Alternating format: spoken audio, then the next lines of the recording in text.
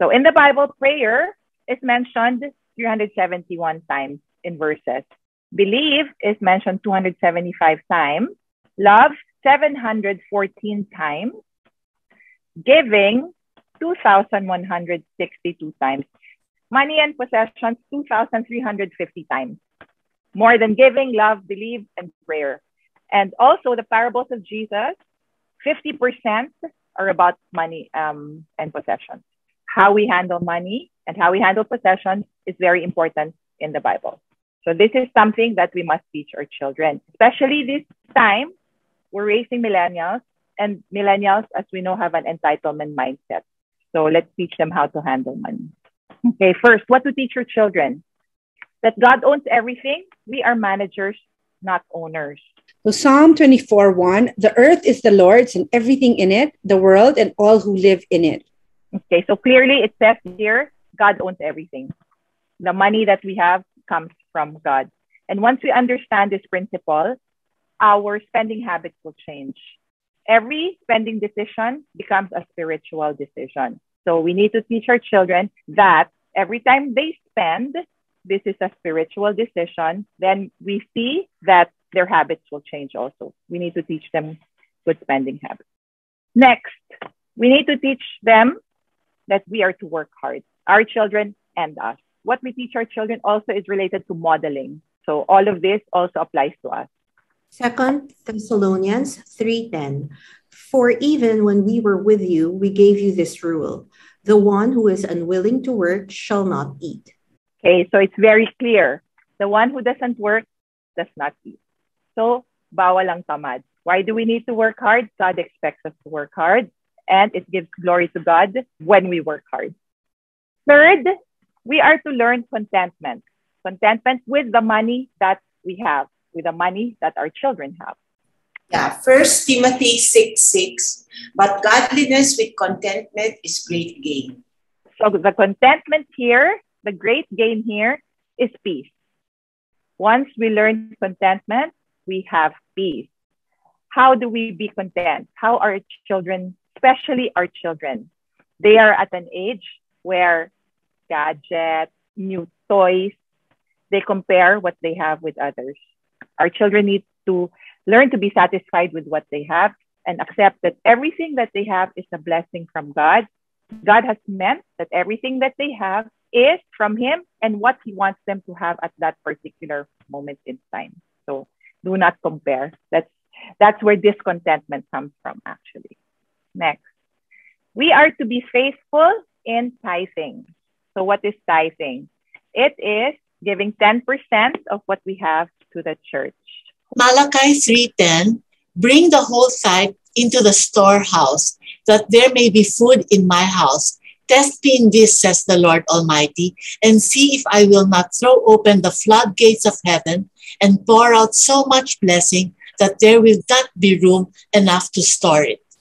It says here, when we tithe, the blessings come. Tithing is giving back to the church with the intent of building the kingdom of God. Next, we are to be generous in giving. Giving is not the same as tithing. So 2 Corinthians 9:6-8, remember this, whoever sows sparingly will also reap sparingly, and whoever sows generously will also reap generously. Each of you should give what you have decided in your heart to give, not reluctantly or under compulsion, for God loves a cheerful giver. And God is able to bless you abundantly, so that in all things at all times, having all that you need, you will abound in every good work. Giving is sharing your blessings with others, with the less fortunate ones. And giving has to come from the heart. It is a private decision from the heart. Let's teach our children that when they see that other people are in need, they should learn how to share their blessings with others. But this has to come with no intention of personal gain. Not so that they can brag and say, and post on Facebook na, oh, it was my birthday. Look, I went to the orphanage and I donated. It is from our heart, a private decision to share our blessings with others. And they should be actually realizing that they're in the position to be sharing, which is a blessing in itself. Next, we are to avoid borrowing. Proverbs 22:7, the rich rule over the poor, and the borrower is slave to the lender. Romans 13:8, let no debt remain outstanding except the continuing debt to love one another. For whoever loves others has fulfilled the law. This, I think, is most important for the parents that have children that are already working. When they earn, they feel the need to spend. They fall into the habit of earning, spending, earning, spending, earning, spend, spend, spend, spend. And why do they do this? Because they feel that they deserve it. They feel, I've worked for this, I deserve it. But going back to our A, which is God owns everything, if we keep that in mind, then we realize the opportunities that made them be able to work, the talents that they have also all come from God. So ultimately, again, we go back that God owns everything. When we fall into the trap of borrowing, it's easier to borrow than it is to pay. So let's help our children not fall into this trap. Let us teach them certain habits. For example, if your working child goes to Starbucks every day and has 1 cup of coffee for 150 pesos, maybe you can tell them certain sacrifices have to be made. Do it every other day. Then the 150 you save. Let's teach them little habits that will help them save some money. If we look at the chart here, if your child starts to save at 20 years old, 2,000 pesos a month, at 5% and 10% per annum, you can see the amount on the right. So at 40 years old, may 825,000 na siya. At 65, 4 million pesos. If they were to get 10% per annum, it's 1.5 million at 40 and 21 million at 65. Pwede ka na mag-retire at 65. If they're earning a little bit more and they can save 3,000 pesos a month at 5% per annum and 10% per annum, at 40, they get 1.2 million or 2.2 million. At 65 years old, 6 million and 31. So we see little amounts of 2,000 and 3,000 in the end can turn into a 31 million pesos. That's enough as a nest egg, enough for them to retire. Okay, next. What do we teach our children about the world? Do not conform to the pattern of this world, but be transformed by the renewing of your mind. Then you will be able to test and approve what God's will is, his good, pleasing, and perfect will. We all know that the world is trying to fit our children into a certain mold. Ano ang shape ng watermelon that we see being sold in the street? Oblong? Yeah, oblong, right? Oblong or round watermelon. But in Japan, what do they sell? They sell square watermelon. How does it happen? What they do is they put them in a acrylic mold. They put the seeds, they become square. And this is exactly what the world is doing to our children. They are putting them in a mold and trying to fit them into what the world wants them to be like. And this is especially important now. Why? Our children are stuck at home. A big chunk of their time is spent online. So it's so important what they see in social media, what they watch in movies. And sadly, now the world is teaching them that premarital sex, divorce, sexting, yung mga may boyfriend, girlfriend, sending nude photos, sending lewd messages to their partners, drugs, pornography, LGBTQ. The world is telling them this is okay, this is normal, this is natural. But we all know this is not correct. We have to be on top of our children. They are really trying to brainwash our children into believing that these are all okay. Next, they need to stand up for Christ. 2 Corinthians 5 verse 9 says, so we make it our goal to please him, whether we are at home in the body or away from it. Sabi ni Chuck Swindoll, if you have to be wrong to be in the team, you're in the wrong team. We need to teach them that when they're in the wrong company, they need to be able to stand up. But how do they do that? They need to have a relationship with Jesus. They need to be anchored in the word of Christ so that they are strong enough to walk away from wrong company. The relationship with Christ is very important. Third, do not love the world, but influence the world. Matthew 5 verse 16 says, in the same way, let your light shine before others, that they may see your good deeds and glorify your Father in heaven. When your children are caught in the wrong company, they should be able to influence their friends and bring them into the light rather than your children being brought into the darkness. For example, you're caught in a group of friends that are taking drugs. Instead of our children taking the drugs, they should be able to influence their friends to not take the drugs and to tell them that this is wrong. A good example of this is Henry C. Jr. When he became a Christian, he removed all the sexy films from the SM theaters. This went against the wishes of his family. But no, he stood his ground and he said, no more. This does not bring glory to Christ. We will not show any more sexy films. Show our children that they can be the same kind of people. God. So what do we teach now our children about God? According to A.W. Tozer, what comes into our minds when we think about God is the most important thing about us. What's the first word you think of when you think about God? I'm sure all of you will have a word like He's sovereign, or He's Lord, He's love. We all have an idea or a concept of who God is. But the question is our theology or our concept of who God is right or wrong? Because how you view God will affect your life and the direction of your life. So what do I mean by that? If you don't believe that God is a faithful provider, then your direction in life would be, you'd always be worrying. You'll always be anxious. And when you get desperate, you can even, resort to stealing or compromising your integrity. Why? That's all because your concept of God is that He's not a good provider. But if you know God to be a good provider, that He will never leave you nor forsake you, you will not succumb easily to these temptations of worrying, stealing, or compromising with your integrity. So ladies, this is the principle you need to teach your children. They need to have a clear understanding and knowledge of who God is. It's not enough that they have a religion or a superficial understanding of, okay, God is up there in heaven and Jesus is the Son of God. If their knowledge of Jesus is just that, then I'm sorry, their faith will easily be shaken. We want them to have a deep knowledge of the Lord so that in time, when rejection may happen, their faith will remain strong. So their faith needs to be grounded on a solid foundation. So who is God? Let's give them some truths about who God is. Okay, number one, God is good. Psalm 136:1 says, give thanks to the Lord, for He is good. His love endures forever. And His love is not conditional. His love is not determined by the circumstances that are happening in our lives. So if, let's say, something bad happens to us, it doesn't mean that God is bad. No, God is good pa rin. And Romans 8:28 says, and we know that God causes all things to work together for good to those who love God and to those who are called according to His purpose. So because we know that God is good, we need to believe that all things, even the bad things, ladies, even the trials, the hurts, the pains, all of that, God can what? Can work all those together for our good.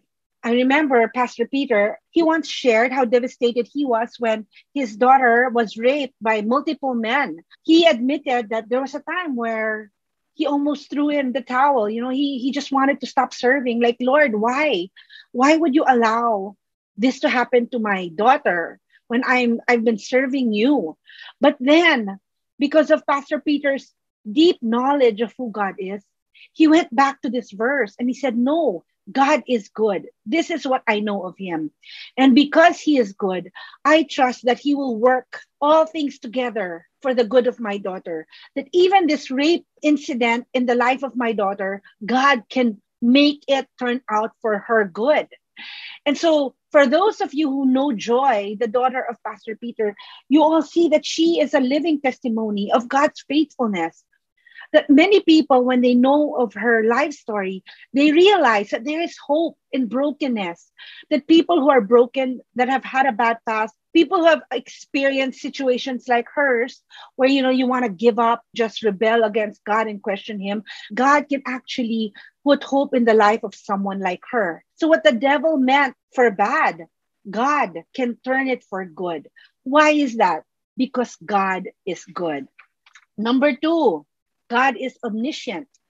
Psalm 139, 2-4 says, you know when I sit down and when I rise up, you understand my thought from afar. You scrutinize my path and my lying down, and are intimately acquainted with all my ways. Even before there is a word on my tongue, behold, O Lord, you know it all. Such knowledge is too wonderful for you. So ladies, God knows everything. He knows your thoughts, our ways.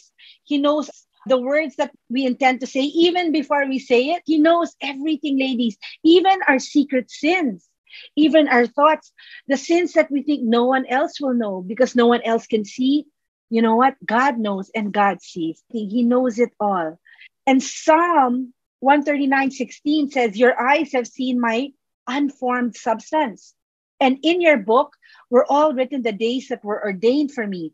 So you see, ladies, even when we were unformed, siguro fetus pa lang, God already knew us. Alam na yung itsura natin. He already knew how we would look. Not only does He know yung form natin, He knows how long our days would be here on earth.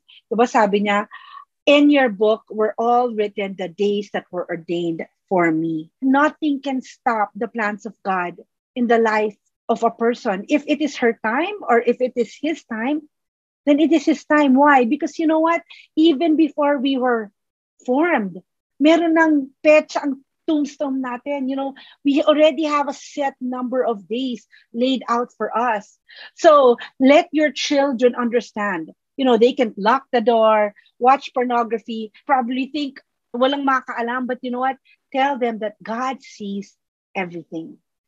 Number 3, God is sovereign. Psalm 135:6 says, whatever the Lord pleases, He does in heaven and in earth, in the seas and in all the deeps. Ladies, God is sovereign. He is almighty. Why do I say that? Because whatever the Lord pleases, He does.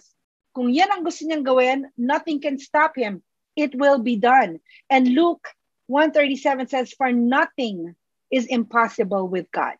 Today, maybe there is an impossible situation in your life and you've been praying to God for it. And you're saying, but Lord, I doubt that you can ever do it for me because it's impossible. Well, you know what? Luke 1:37 is saying, for nothing is impossible with God. There's nothing that can stop Him from doing what He wants to do. So we need to tell our children that there are no accidents with God. When unfortunate things happen in our lives, it's not because God could not control it. Then let's say, example, itong COVID na to, couldn't God control it? Why did it become a worldwide pandemic? Hindi ba na-control ni God? Ladies, God can control anything. Nothing is out of God's control. But we always need to go back again to this verse, Romans 8:28. And we know that God causes all things to work together for good. So in other words, we may not understand why God allows things to happen, but we need to cling to this verse that God allows all things, good and bad, to happen so that they're able to later on process failure, rejection, struggles. Because oftentimes as our children, you know, when things happen to them, feeling nila it's the end of the world, like, parang everything has fallen apart. And that's why we have a lot of suicidal teens because they feel hopeless. But here, if you teach them this, that God is sovereign, let them know that no, bad things don't have to be the end of the world. It can actually be a start of something good if you give it to God and you allow God to work it together for their good. But ladies, I also want to stress this. You need to also teach your children that it is not an assurance for all. It is only for those who truly love the Lord. And then number 4, God is holy. The word holy here simply means God is absolutely pure. 1 John 1-5 says, this is the message we have heard from Him and announced to you that God is light, and in Him there is no darkness at all. There is absolutely no darkness in God. Sabi nga dito, God is light. He is pure light. He does not have any wrong motives in Him, ladies. Hindi marunong si God maging vengeful. He doesn't harbor any bitterness or hatred.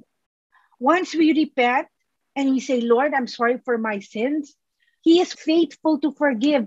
First John 1:9, if we confess our sins, he is faithful and just to forgive us of our sins and purify us from our righteousness. Why is he so faithful to forgive us every time we come to him in repentance? Because he is a holy God. And because he is holy, he cannot tolerate sin. He wants that when we come to him in prayer, in fellowship, in Bible studies like this, or any act of worship, gusto niya, our hearts are clean and purified before we come up to him. In fact, sabi nga niya dito, in 1 Peter 1:16, you shall be holy, for I am holy. Ladies, God wants us all to be holy. Kaya nga, yun excuse natin lagi na, I'm a work in progress. I'm human. I really make mistakes.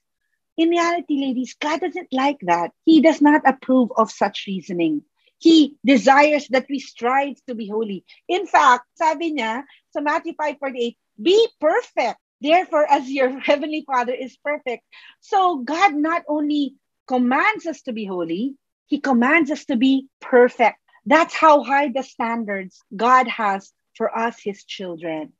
Although I know you're going to say, sure, it's impossible to be perfect. It's impossible to always be holy. True. But I believe God commanded us these two verses because he wants us to strive to be holy and to be perfect in all our ways. He doesn't want us to always cop out and say, no, I'm just human. That's why I'm sinning like this. Next, Jesus is the coming judge and king. Romans 14:11-12 says, for it is written, as I live, says the Lord, every knee shall bow, every tongue shall give praise to God. So then each of us will give an account of himself to God. Ladies, each one of us and all our children will one day need to give an account to God of all our sins. When the day comes that you face God, you will be accountable for every bitterness, unforgiveness. Hindi nyo pwedeng sabihin, kaya naman nagsin kasi kasalanan niya eh. No, ladies, at the end of the day, you are accountable for every wrong thought you have towards others. It's always wise to free your heart from sin. So that one day, when you face God, you can face him without guilt or shame. And as parents, you need to warn your children of this truth, that they will one day have to face the Lord. And that someday, ladies, will come. Why do I know that? Because it says here in this verse, it says each one of us will give an account of himself to God. And the number 6, God is our rewarder.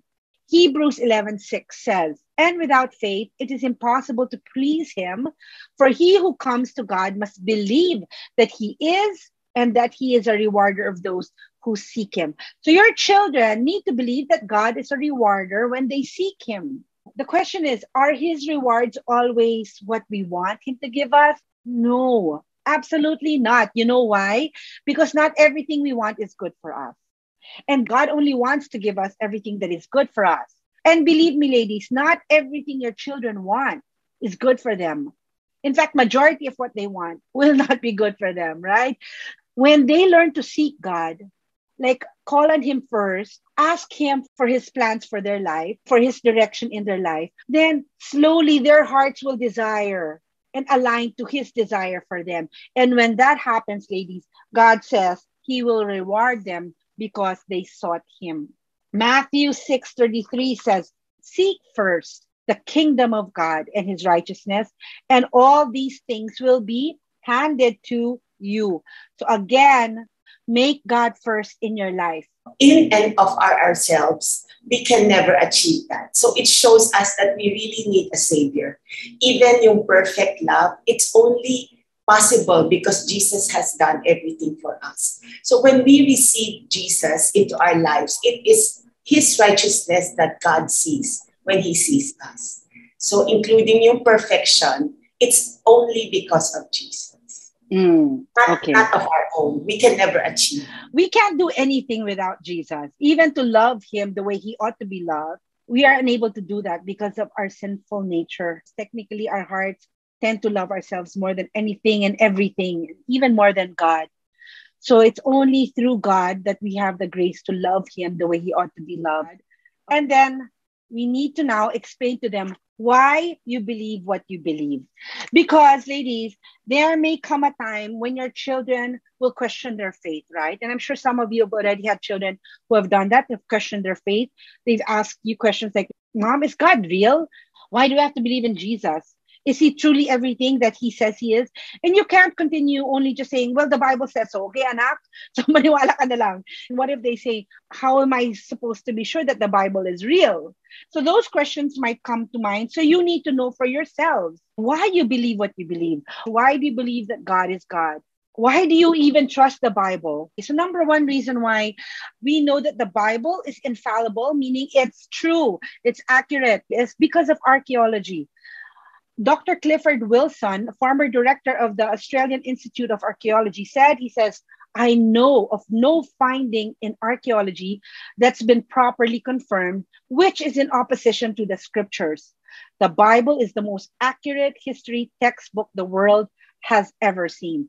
Another one is Dr. Joseph P. Free. He is the author of this book, Archaeology and Bible History. And he says archaeology has confirmed countless passages which have been rejected by critics as unhistorical or contradictory to known facts. Yet, archaeological discoveries have shown that these critical charges are wrong and that the Bible is trustworthy in the very statements which have been set aside as untrustworthy. We do not know of any cases where the Bible has been proven wrong. So, ladies, believe me, there are so many critics who have tried to disprove the Bible. We've got atheists and critics continuing to prove that, oh, this story in the Bible never happened. This place never existed. And so Dr. Joseph P. Free says there is no cases that have proven that the Bible has been wrong. And then Miller Burrows, he's the professor of archaeology at Yale University. And he says, archaeological work has unquestionably strengthened confidence in the reliability of the scriptural record. More than one archaeologist has found his respect for the Bible increased by the experience of excavation in Palestine. So clearly, ladies, history and archaeology have proven that the Bible is not just a made-up book. It's factual. It's a book of history. It's a book of God. The stories, even as far back as the Old Testament, have proven to be 100% accurately true. Archaeology has never been able to disprove the Bible. In fact, it has only strengthened the Bible even more. And here are two examples that I can give you. The first is the Ebla tablets. Okay, the Ebla tablets, they're a collection of 18,000 clay tablets. They were archaeologically excavated in Syria. And they all date back to 2500 BC to 2250 BC. Meaning, ladies, this was done, carved before Christ, before Jesus was ever born. Ganun na to katanda. And it was just recently discovered. So this is how people during that time before Christ recorded history. They would carve on stone, they would carve on clay, pati yung mga caves, di ba? Yung mga movies na nakikita natin, may mga carvings sa caves.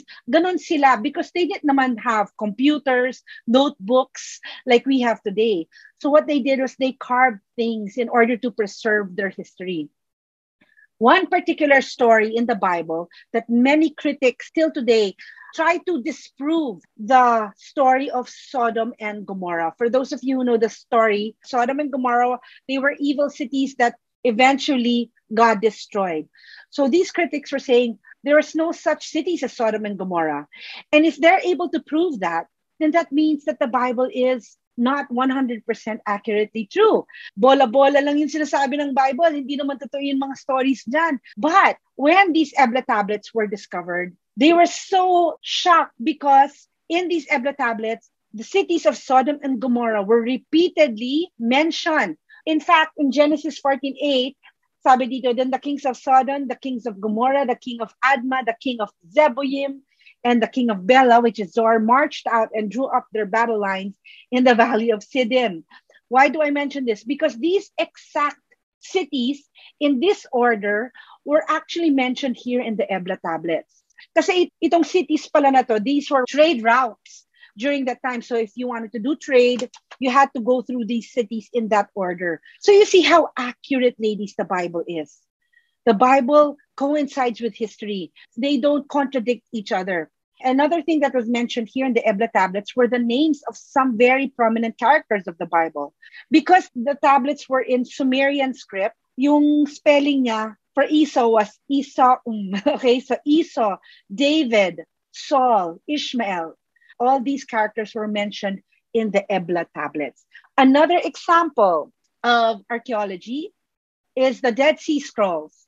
These scrolls were discovered in 1947, just 50 years ago, in Qumran caves by two shepherd boys. So the backstory of this is that two shepherd boys were throwing stones, and apparently when they threw a stone inside a cave, they heard a clay pot break, and inside that clay pot were these scrolls. And these scrolls, upon looking at them, were found to be manuscripts of the Old Testament, fragments of all the books of the Old Testament and the entire book of Isaiah.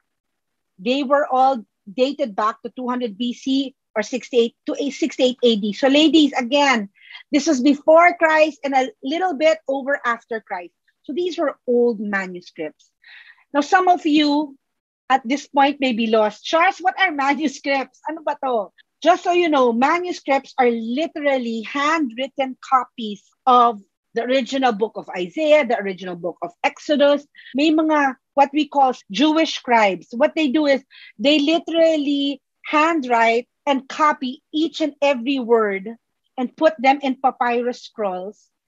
And they don't only make one copy, but they make multiple copies. Ganun sila kagaling mag-preserve ng books. That's how they wanted so much to preserve the Bible, that they would copy it word for word, letter for letter. And to make sure that all copies were an exact replica, binibilang nila each and every letter, each and every word. Tapos tinutugma nila, they make sure that the copy that they're making has the exact number of letters and words also. The earliest manuscript was written actually in the early 10th century, called the Aleppo Codex. Ladies, ito yung earliest, closest to the original book that Moses wrote or the original book that Isaiah wrote. Now, the Dead Sea Scrolls were 1,000 years written after the Codex. So they're different Jewish scribes and they're different writing styles na. Iba na yung handwriting kasi nga ibang tao nang gumawa. And they were done, 1,000 years apart. You know, if you were to do something 1,000 years apart, you would expect nag-iba na ng konti yung sentence, nag-iba na ng konti yung meaning. Di ba pag may parties nga tayo, merong game, at meron kang sasabihin, ibubulong mo nga lang sa tao sa likod. Pagdating dun sa pinakalikod, iba na yung storya. So parang ganun, you would expect no, in 1,000 years, the Bible then would have been a bit different. But you know what, ladies? When they compared the Aleppo Codex to the Dead Sea Scrolls, just on the book of Isaiah, the only difference was 17 letters. And these 17 letters were only due to spelling, the usage of vowels, and due to writing styles. So that was the only difference. Pero the content, the story, everything was exactly the same. Why does this matter to us? Because it just goes to show that the Holy Spirit has been able to preserve the Bible and its content for years and years. And the Bible that we read today are printed copies of these exact manuscripts, an exact replica of the original. Walang dagdag bawas dito. The manuscripts have been preserved. So next, aside from archaeology, we can know that the Bible is real and we can know that God is real because of prophecies. Isaiah 46, 9-10 says, "Remember the former things long past, for I am God. And there is no other. I am God, and there is no one like me, declaring the end from the beginning and from ancient times, things which have not been done, saying, my purpose will be established, and I will accomplish all my good pleasure." Ladies, God is the only one that knows what will happen from beginning to end. And his purposes, his plans will be established. It will be accomplished. Meaning, when God says this will happen, it will happen. Siya ang gumagawa ng plans na yun. And one of the greatest books of prophecy in the Bible is the book of Daniel. If you dig deep into the book of Daniel, you will realize that a lot of the prophecies that are there in that book are actually already happening today. right before our very eyes. See, learning prophecies, ladies, isn't just so that you know what will happen, but so that our faith is solidified and whatever he says in the Bible will come to pass. Our faith in him grows and grows when we are able to see prophecies happen right before our very eyes. One such prophecy that has come to pass is the one in Ezekiel 29:9. The land of Egypt will become a desolation and waste. They will know that I am the Lord. And then verse 15 says, it will be the lowest of the kingdoms, and it will never again lift itself up above the nations. And I shall make them so small that they will not rule over the nations. You know, ladies, this prophecy is so accurately true. I was blessed a few years back to go to the Holy Land. And before we even entered Israel, we came from Egypt. And I tell you, the contrast between Egypt and Israel is very, very striking. Israel is so beautiful. Egypt is so barren. It's so dirty. It's so ugly. And to think it was a superpower, remember, the Israelites were actually slaves to Egypt once. But now, when you look at Israel, you would never think that they were a superpower then. So again, this prophecy totally came alive. The third reason why I believe that the Bible is real and I believe that God is who he says he is because of the nation Israel. Ezekiel 36:10-11 says, I will multiply men upon you, all the house of Israel, all of it. All the cities shall be inhabited and the ruins rebuilt. I will multiply upon you man and beast, and they shall increase and be fruitful. I will make you inhabited as in former times and do better for you than at your beginning. Then you shall know that I am the Lord. So this is the prophecy naman on Israel. If you see Israel today, it's full of vegetation. It's full of modern technology. It's so beautiful. The irrigation system of Israel is amazing. You would never have thought that they were once slaves to Egypt. And Isaiah 66:8 says this, who has heard such a thing? Who has seen such things? Can a land be born in one day? Can a nation be brought forth all at once? As soon as Zion travailed, she also brought forth her sons. What is Isaiah talking about here? Ladies, for those who know their history, do you know that Israel, once upon a time, was not even a nation, was not even a state? They were nothing. Wala nga sila sa map eh. But then one day, May 14, 1948, United Nations had to vote whether they would make Israel into a state or not. And out of all the Asian nations that voted, Philippines was the only one who voted for Israel to be a state. In fact, we are the tiebreaker.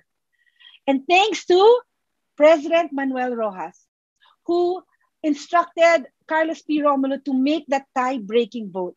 That is how pivotal our role was in making Israel into a state, into a nation that it is today. And that is also why, ladies, praise God, Filipinos today can go inside Israel without visa because Israel recognizes the pivotal role that the Philippines played in making them into a nation. And you know what? It is a privilege that we, the Philippines, were able to be used by God to pave way for this prophecy to even come to pass. If you look at this prophecy, seriously, can a country just be born in one day? Impossible yun, di ba? I mean, that never happens. But because God said it would happen, it happened. So going back to what we said kanina, there's nothing impossible with God. Even the impossible things God can do. And lastly, Jesus' death and resurrection. 1 Corinthians 15, 3-5. It says, for I delivered to you as of first importance what I also received, that Christ died for our sins, and that he was buried, and that he was raised on the third day, and that he appeared to Cephas, then to the 12. After that, he appeared to more than 500 brethren at one time. Then he appeared to James, then to all the apostles, and last of all, as to one untimely born, he appeared to me also. So the one that's talking here is the Apostle Paul. Okay, so Jesus, after he died, he resurrected. And he did not appear to just a few. He appeared to many people. He appeared to Cephas. Cephas is Peter. He appeared to James. to all his apostles. But this is the most striking thing of all. He appeared to more than 500 brethren at one time. Ladies, if you appear to one person or just a few people, or let's say if he just appeared to his apostles, then it's very hard for us to take this story of his resurrection at face value. Why? Kasi pwede naman nating sabihin, or especially the critics, nako, nag-hallucinate lang yung mga apostles na yan, mga fanatiko lang yan, they're lying. It would be very hard for the entire world of Christians to actually believe that Jesus did resurrect. But to appear to 500 people all at the same time, claiming to have seen the resurrected body of Christ, that's not a hallucination. That is solid eyewitness evidence of his resurrection. And Lee Strobel, he's an investigative journalist. He was an atheist, and he wanted so much to disprove the Bible. He wanted to prove that Jesus did not really resurrect. He went into deep research. He started interviewing. He went into archaeology. Lahat na ginawa niya. And you know, at the end, sabi niya, it was the evidence from science and history that prompted me to abandon my atheism and become a Christian. And today, he's a pastor and he's a faithful follower of Christ. Ladies, many people think that the Christian faith is blind faith. Oh, our faith is grounded on a person that we don't even know if he really existed. Grounded on a man that was crucified na no one even ever saw. Kung ano lang sabihin ng Bible, susundan na lang natin. Ladies, I want you to know that our faith is not blind faith. Our faith is grounded on real, solid evidence. Through archaeology, through history, through prophecies. The problem is this. None of us want to do the hard stuff of researching, getting into archaeology, proving history of the Bible to be real. That's why majority of us question or doubt sometimes God.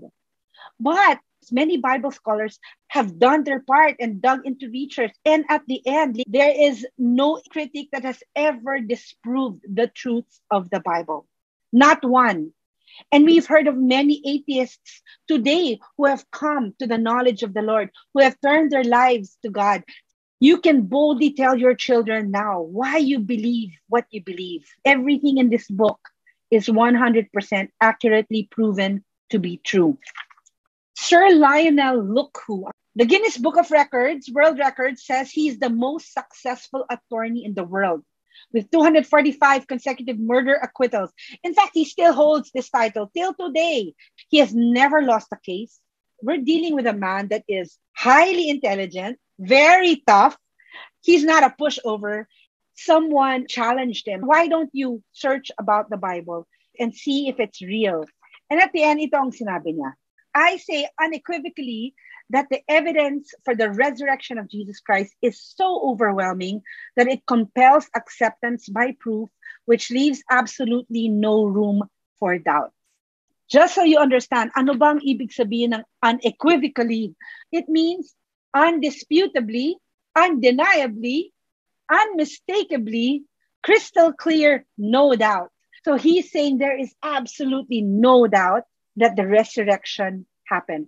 And this is someone, ladies, who has exhausted all efforts in analyzing and disputing the resurrection. And at the end, just like Lee Strobel, he did the most logical thing. He gave his life to Christ. As Christians today, all of us, we need to believe that Jesus truly resurrected. Why is that? Because 1 Corinthians 15:17 says this, if Christ has not been raised, your faith is worthless and you are still in sin. If Christ did not resurrect, our faith is worthless. Why is that? Because the only evidence of Jesus Christ being Lord is his resurrection. Anyone can claim to be the Son of God. Anyone can die on the cross, right? Anyone can be crucified, but not anyone can just resurrect after 3 days. Only the Son of God can resurrect after 3 days. The crucifixion is important, but the resurrection is the proof that God is Lord. If Jesus never resurrected, if he died in the tomb and his body rotted, that would just make him a liar. He'd be a hoax. He'd be a joke. And everything that he said about his resurrection would be a lie. and his death would not be able to save us from our sins. In reality, we'd still be doomed to hell had God not resurrected. One good evidence of God's lordship is the lives of the apostles. Look at the way they were willing to die for Christ. Andrew, his apostle, was crucified. Bartholomew was beaten then crucified. James, the son of Alphaeus, was stoned to death.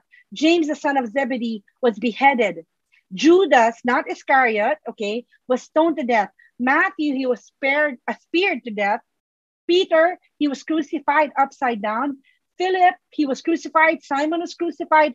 Thomas was speared to death. Matthias was speared to death. The only one that did not have a brutal death was John.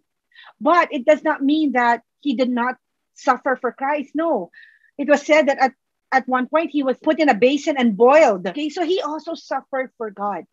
Ladies, you need to remember that when Jesus was crucified, these very apostles ran. They were cowards. They left him. They deserted him.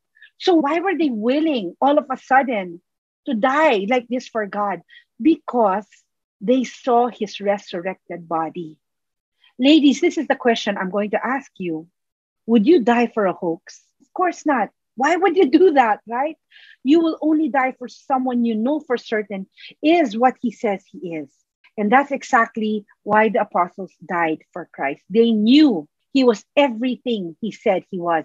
Allow me to end this devotion as I take you back to this night, the night Jesus was born. You know, as Mary was placing her newborn son in a manger, angels appeared to shepherds outside the manger of her. This is what the angel told the shepherds. He said, "Do not be afraid. I bring you good news that will cause great joy for all the people. Today in the town of David, a Savior has been born." And ladies, that's what Christianity is all about. We can be joyful in our faith today because we have a Savior, Jesus Christ. And as we end our series on family matters, if there's one thing that I want you to remember in all of this, that you need Jesus to be the best parent to your children. He's your Savior. You need him. And your children need Jesus to live the best life they can ever live. John 10, Jesus says this, "I have come that you may have life and have it to the full." Jesus wants all of us to have a life, full life, an abundant life. And this is his desire for your children as well. So ladies, as parents, let us do everything we can to share Jesus with our children, to teach them the values and the truths of the Bible. Don't make that a last priority in your parenting. No, make that the first priority. Spend time reading the Bible together and giving them a deep knowledge and faith in the Lord so that they may experience a life, an abundant life, a full life. Share with them the truths and the very word of God. So thank you for joining us in our Family Matters series.